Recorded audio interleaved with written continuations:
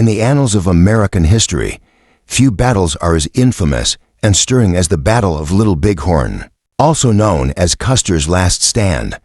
Among the soldiers who faced that day's fury was Charles Windolph, a German immigrant who sought a new beginning in America, eventually enlisting in the United States Army in 1872. His journey brought him to the heart of this tragic encounter, serving as a private in Company L of the 7th Cavalry Regiment. Through his eyes, we gain insight into the harrowing conflict that unfolded on June 25, 1876, a clash between cultures, a test of endurance, and a brutal struggle for survival. On that fateful day, the 7th Cavalry Regiment advanced westward, crossing the rugged divide between the Rosebud River and the Little Bighorn. Windolph and his comrades moved in strict formation, for troopers abreast, with each company separated by carefully maintained gaps. Dust kicked up by the horses hung in the air, mingling with the tension that crackled among the men. General George Armstrong Custer, known for his ambition and daring, led the regiment with confidence, but doubts simmered beneath the surface. Intelligence indicated a large concentration of Native American forces in the area, but their exact numbers remained uncertain. As the regiment halted, Lieutenant Cook delivered orders to Major Marcus Reno and Captain Frederick Benteen. Benteen was tasked with leading Company H, supported by Captain Thomas Weir's Company D and Lieutenant Charles Godfrey's Company K, to scout the surrounding hills. Windolph's heart pounded as he joined Benteen's detachment. The mission was fraught with peril. They were to seek out and engage any hostiles, but what lay ahead was unknown. The terrain grew more challenging with each passing mile. Steep hills and rocky outcroppings slowed their progress, testing the endurance of both men and horses.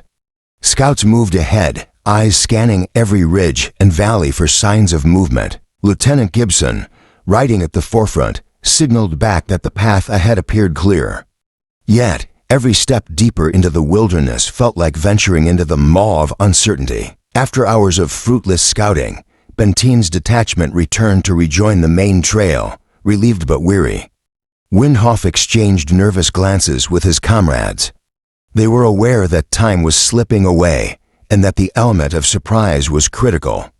As they regrouped, their forward momentum was again hampered. Pack mules burdened with supplies and ammunition struggled in soft ground, delaying their march.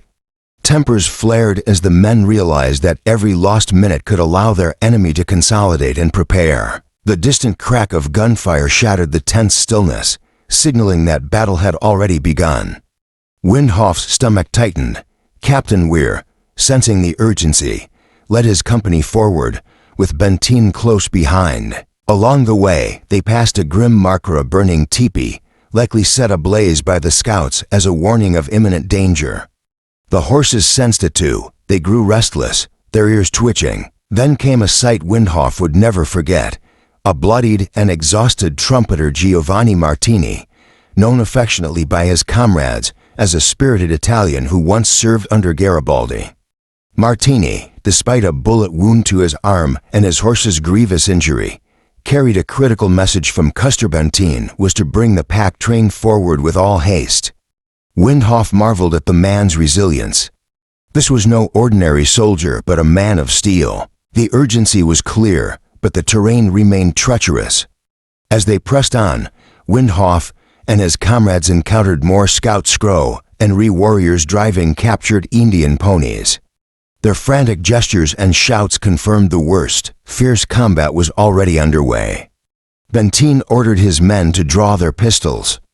Windolph's hands trembled as he gripped his weapon, knowing that they were about to enter the fray. When they crested the bluffs overlooking the Little Bighorn Valley, the scene that met their eyes was both awe-inspiring and terrifying. Below, chaos reigned. Mounted warriors clashed with Custer's men, gunfire echoing across the valley. Windolph could barely process the scale of the conflict.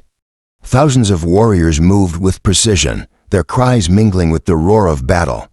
In the distance, he spotted flashes of steel and the desperate movements of soldiers trying to hold their ground. Elsewhere, Major Reno's battalion had already crossed the Little Bighorn River and was engaged in a desperate struggle. The narrow valley offered little cover, and Reno's men found themselves overwhelmed by waves of mounted warriors. Windolph would later learn of their plight, the fierce fighting, the mounting casualties, and the brutal decision to retreat. Soldiers scrambled to cross the river, pursued by warriors who showed no mercy. Those who reached the eastern bank faced a steep climb under fire, their numbers dwindling with each step. On the hilltop, Reno's surviving troops hastily formed a defensive line. When Bentine's forces arrived, bringing reinforcements and much-needed supplies, a temporary sense of relief settled over the embattled men. Together, they prepared for a siege, fortifying their position as best they could. Supplies were limited, and the enemy was relentless. Windolph, alongside his comrades, braced himself for the night ahead, haunted by the sounds of battle still echoing from Custer's location. Custer and his 5 companies had pressed northward, determined to flank the native encampment. What they encountered was beyond anything they had imagined. Thousands of Sioux, Cheyenne, and Arapaho warriors encircled them, cutting off all avenues of escape. Custer's men fought with extraordinary valor, but they were hopelessly outnumbered. Reports would later describe their final moments a desperate last stand, every man fighting to the end. On the hilltop, Windolph and his fellow survivors faced their own trials. Sporadic attacks tested their defenses throughout the night. Exhaustion gnawed at their strength, but they held firm. By morning, the enemy began to withdraw, their victory complete. The battlefield below was a grim sight, strewn with the fallen, a testament to the cost of the conflict. Relief arrived days later in the form of General Terry's column, bringing supplies and the chance to rest. For Windolph, the memory of that day would never fade. The Battle of Little Bighorn became a symbol of courage, sacrifice, and the clash of cultures. Windolph's account, like those of his comrades, offers a glimpse into the bravery and tragedy of a conflict that shaped the destiny of a nation. The complexity of this battle lay not only in its tactics, but in the lives of those who fought.